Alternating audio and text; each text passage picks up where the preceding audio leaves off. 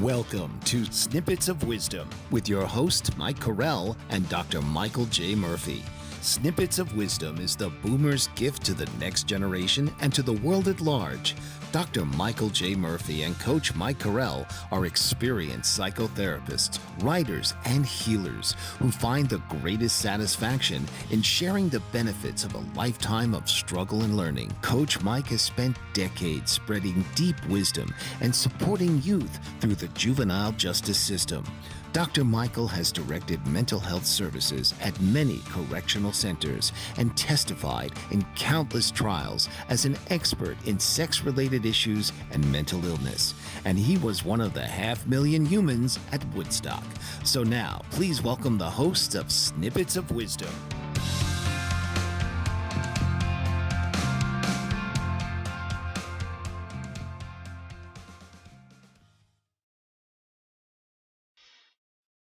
Welcome.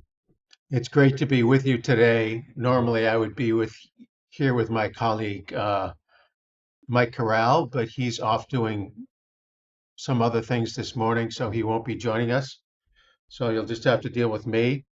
One of the things that we deal with a lot on this channel is issues that pertain to the boomer generation, and so we'll be focusing on a particular topic this morning over the course of this presentation that has to do with the progress of the boomer generation over the course of the lifespan, and how at present, at this time, now we're starting to get a little older and we're starting to be faced with the issue of loss. So today, we're going to go deep into the situation of the issue of loss and its effects and its consequences for the boomer generation. So I can let you know again that I'm Dr. Michael Murphy. I'm a clinical psychologist and neuropsychologist who has worked for many decades in jails and prisons, medium and maximum security psychiatric facilities, as well as in community mental health centers, residential hospitals. And so I've done many legal testimonies in courts regarding homicides, sexual assaults, other issues. So testifying in many trials with regard to those kinds of issues. And, like all of us, or many of us, and I can mention that about 20% of the population of the United States now remains boomers. So these are people who have been born sometime in the late 1940s through to the early 1960s. And now we comprise about 67 million of the population of the United States. So there's still a bunch of us around, but we're slowly starting to deal with this issue of loss over time. So that's one of the issues that I really wanted to get into deeply today. This is the issue that the longer we live, the more probable it is that we'll be faced with this issue of loss. It may be the loss of a spouse, it may be the loss of a precious form of employment and purpose, or it may be even most frighteningly the loss of a child, something I've dealt with many times in my practice as a psychotherapist with others and clients who have had to address that very sad issue. These losses, very understandably, create a deep sense of sadness and grief, and even anger and resentment. So as mentioned, the boomer generation, the people who were born in the late 1940s through the 1960s, were among the largest and the longest lived generations in the history of humanity. And therefore, we're inevitably faced with the fundamental issues of loss. Loss of a close friend, loss of a colleague, precious sorts of relationships that we've um, had the opportunity to, and the great gift to have with us throughout our lives. Even though many of us are now in our 40s and 50s, even our 60s, when the people that we lose who are most precious are our parents. You know, I worked uh, closely with a colleague over the years who used to talk about the process of the effects that it has when we, uh, as adults and as middle-aged adults, usually we lose uh, our parents. So, you know, I remember the day when uh, of my mother's funeral and just how powerful it was as I dropped some flowers into her grave and realized that I would never again have the opportunity to speak with her on the phone or give her a hug or hear her wisdom and uh, share the benefit of the remarkable humanity of this person who had accompanied me, obviously, through every moment of my life. So this issue of loss is one that is fundamental for us. I mean, when we lose our parents in a fundamental way, we become orphans. And that's how my friend described it. When you're an adult, you may be middle-aged, but nonetheless, you're an orphan when your parents pass on and you realize you're never going to have contact with them again, at least on the physical level. So for that reason, I think that it really is worthwhile to talk about how these issues of loss will affect us and do affect us, this huge generation of boomers, and what it has meant and will mean for us as inevitably we move forward into uh, the future. So once again, I wanted to point out that you know, this issue of loss ha has been talked about by many people, and there are those of us who may choose not to speak about it, not to think about it or speak about it too deeply, or there may be those of us who really, like myself and many others, choose to think about this over a long period of time. So we'll choose to think about those issues and talk about those issues more deeply in our next session. So please stick with us and choose to like and subscribe on this presentation, in which we're intending to go deep into this very important issue of loss. Mike Zorek, a three-time California state champion in Greco-Roman wrestling at 114 pounds. Mike, blind since birth, was born in Hartford, Connecticut. He was a six-time national placer, including 2 seconds, 2/3, and 2/4. He also won the Veterans Folk-Style Wrestling twice at 152 pounds. In all these tournaments, he was the only blind competitor. Nancy Zorek, a creative spirit whose talents have taken her to the stage and into galleries and exhibitions in several states. Her father, a commercial artist who shared his instruments with his daughter and helped her fine-tune her natural abilities, influenced her decision to follow in his footsteps. Ms. Zorek has enjoyed a fruitful career doing what she loves. Listen Saturday mornings at 12 Eastern for the Nancy and Mike Show for heartwarming stories and interesting talk. Are you struggling to care for elderly parents or a spouse? Do you wonder if being a caregiver is making you sick? Are you worried about taking time off work to care for elderly parents and balance work, life, and caregiving? Has caregiving become exhausting and emotionally draining? Are you an aging adult who wants to remain independent, but you're not sure how? I'm Pamela D. Wilson. Join me for the Caring Generation radio show for caregivers and aging adults, Wednesday evenings, 6 Pacific, 7 Mountain, 8 Central, and 9 Eastern, where I answer these questions and share tips for managing stress, family relationships, health, well-being, and more. Podcasts and transcripts of The Caring Generation are on my website, PamelaDWilson.com, plus my caregiving library, online caregiver support programs, and programs for corporations interested in supporting working caregivers. Help, hope, and support for caregivers is here on The Caring Generation and PamelaDWilson.com.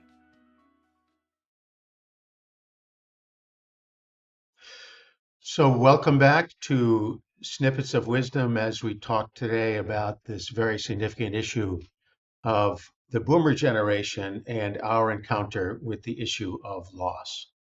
And I think that it's something that obviously we're encountering more and more as the years progress, and how these circumstances will affect us in terms of how we manage the remaining portion of our lives is probably the most crucial choice that we face at the current time. So, I just wanted to go on and start to talk a little bit about how loss tends to manifest itself in most of us. This has been studied a lot. There's a famous psychologist called Elizabeth Kubler-Ross who deeply studied the effects of loss and grieving on individuals. And she concluded that it seems like this process of dealing with the effects of loss, and very significant losses, is often divided into 5 stages. And the stages are denial, anger, bargaining, depression, and acceptance. And with remarkable accuracy, these categories do reflect the processes that we human beings experience as we struggle to deal with the challenges and the struggles of very significant losses. And the first, as mentioned, is to be able to accept the fact that these grievous losses have actually occurred. I've dealt with many, many, many patients who, for example, have experienced the loss of a child, which is probably the most tragic one that one can experience in life. And they really have struggled for a long, long time to even come to accept the reality that it has occurred. And this is the denial stage. Many people complicate the stage a bit by finding some medium to keep themselves from having to come to grips with the reality of the loss. Sometimes that's through substance abuse, the abuse of alcohol or drugs, just to sort of blot out the possibility of having the realization. Or it can be just the process of just through some emotional process to just not allow the reality of the loss to enter into their mind. So that's the first stage, is just the actual denial of the process that the loss has occurred. To deny the grievous loss that has occurred seems absurd at first, but it really is kind of the most efficient way to avoid the reality of this really horrendous event. And so though it sounds illogical, it does make a lot of sense for the grieving person in the beginning. The second stage is anger, and that's sort of the walking on eggshells stage, when the person is sensitive to any reminder of the loss, and they may be irritable. And so it's very, the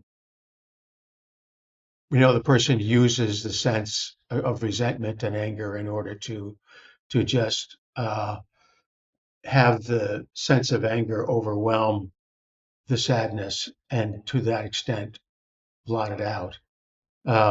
So that's the walking on eggshells or anger phase. The third stage is bargaining. Though it again sounds kind of odd, the individual may try to come up with some kind of way, bargaining with reality, to see if there's some way that this could um, they could figure out some kind of deal that would allow this terrible loss to not have occurred. So that's That's the third stage that many people go through, the bargaining stage. Then many people then will go into a period of depression where they experience a sustained period of internalized sadness that leads them to just be in a negative mood for a long period of time. This has been studied a lot. When we lose a significant other and they are gone, oftentimes that period of uh, deep adjustment and sadness will last for more than 2 years. When they've done studies, they found that actually is how long the period of deep depression often lasts. Finally comes the stage of acceptance. When the person realizes that they do have a life to go on and that their life is going to continue. And in fact, the life without the significant other is in fact a very different life from the life that they had when the person was present. And coming to internalize the reality of this new life is what comprises the stage of acceptance. And so, that is a critically important phase. It usually is comprised by a deep wisdom and a sense of the tragic aspect of life that is unavoidable, but nonetheless is lends life a deeper sense of significance and meaning when one has reached the stage of acceptance and gotten to the point where they really believe that they have the remainder of their life to live, and the life is even rendered more deeply meaningful through their internalization and acceptance of this deep sense of loss. So we'll be continuing to talk about that in a few seconds when we return after a brief break. Master of words, powerful player. What life-changing words can Dr. Janet Smith Warfield pull out of her magical toolbox that just might mysteriously open a door you never knew was there? A door to free yourself from fear forever. Transform your rage into right action. Release your guilt. Position you into a life of freedom, purpose, passion, power, and peace. All quite suddenly, unexpectedly, and almost miraculously, with no effort on your part. Join Dr. Janet on Dancing with Words, Dancing with Wisdom, as she and her guests show you how words map our experiences, immersing you in a sound bath that relaxes your muscles, opens your mind, and supports you in co-creating your extraordinary life.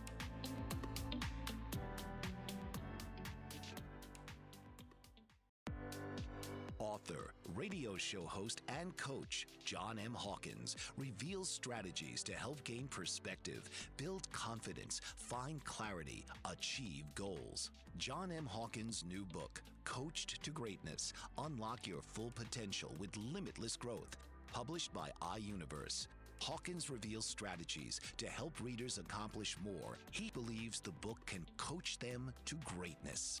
Hawkins says that the best athletes get to the top of their sport with the help of coaches, mentors, and others.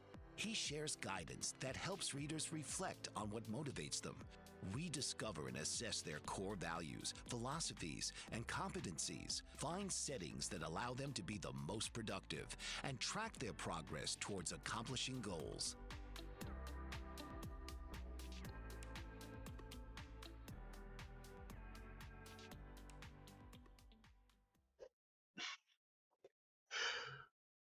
Welcome back to Snippets of Wisdom.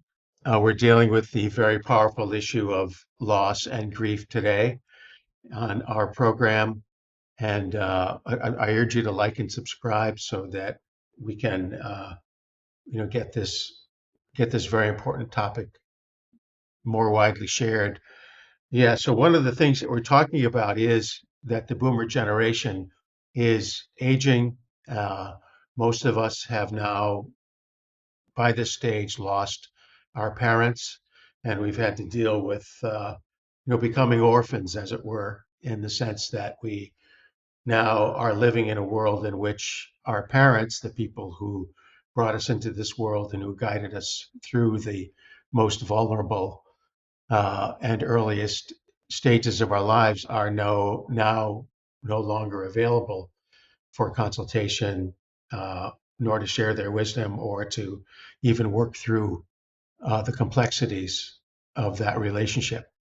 So one of the things that I think it's important to talk about with regard to the issue of loss is that it happens in stages over the course of our lives. I mean, even now, as we boomers are aging, my friends, and I'm sure yours too, are beginning to deal with multiple aspects of medical illnesses, which are sort of part of the stage of losing that capacity to be fully capable as we have been throughout uh, the majority of our lives. We all can remember when we were young and fresh and we overcame adversity or physical harm very quickly. But then when we get into our 50s and 60s and 70s, and many of the boomers are in those ages now, uh, we face physical challenges that we have never faced before. So we talk to our friends and we have conversations about, uh, medical consultations and illnesses that we've encountered most recently. And so one of the things that I think is important now is for us to use this wisdom about loss and the passage of time to motivate us to engage in activities that will allow us to maintain our level of functioning at the highest level over this portion of our lives, which may be the last quarter, the last third of our lives. And so one of the things that I urge many of my clients to do and talk about the details with is to have a morning practice. That is to get up every day and have a, a routine of activities that one engages in order to get oneself ready to deal with the day in the most open and productive way possible. So typically a morning routine would include uh, components such as yoga, physical stretching, breath work, meditation, and it may take 15 minutes, it may take half an hour. There have been times when you can extend, the period of motivation or yoga such that it will be a 2-hour period of time. But doing that time and having, that period of time in which you really do um, spend a whole lot of energy in a very regular basis right from the get-go in the morning is tremendously productive, I think, in terms of really contributing to the capacity for each of us to be most productive during this phase of our lives. So I think, the issue of loss is one that I think really brings to the fore uh, the necessity and the importance of making the most of each day of our lives and to make it most meaningful, to choose to search and understand all that we can, and to really come to um, a clearer understanding of how we want uh, to deal with the final chapter of our life and be able to come to an acceptance of the inevitability of that stage uh, rather than dealing with it through avoidance, which I think is a natural propensity that many people will do. So I think that can lend a deep sense of meaning to this aspect of life when we are confronted repeatedly with issues of loss and have gone through the stages of grief with regard to each of the stages of those losses, the many losses that we encounter over the course of a lifetime. And so what I wanted to do in closing is just to recite a brief, very brief poem that was written by the poet uh, Tennyson after he himself had suffered the loss of the sudden death of a very dear friend. And he wrote those famous lines, which I think will be familiar to many of them, many of you out there. I hold it true, whate'er befall. I feel it when I sorrow most. 'Tis better to have loved and lost than never to have loved at all. And that, I think, in that brief quadrant, I think you'd call it, it's really captures, the tension between, the importance of making every moment sacred and also being able to go through the understanding and the depth of understanding that is given to us by the realization of loss and the important creative role that it will play in our life. So I want to thank you for joining me today to share the conversation about this very deep and complex subject, and to urge you to uh, continue to participate in our conversations. And I look forward to talking to you again very soon in the future.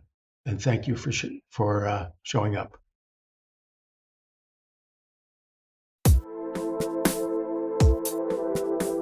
This has been Snippets of Wisdom with hosts Mike Carell and Dr. Michael J. Murphy. Tune in and learn about the primary issues facing our society today and find the best chance of securing a stable and prosperous future. Snippets of Wisdom will enrich your life and the lives of all of your loved ones.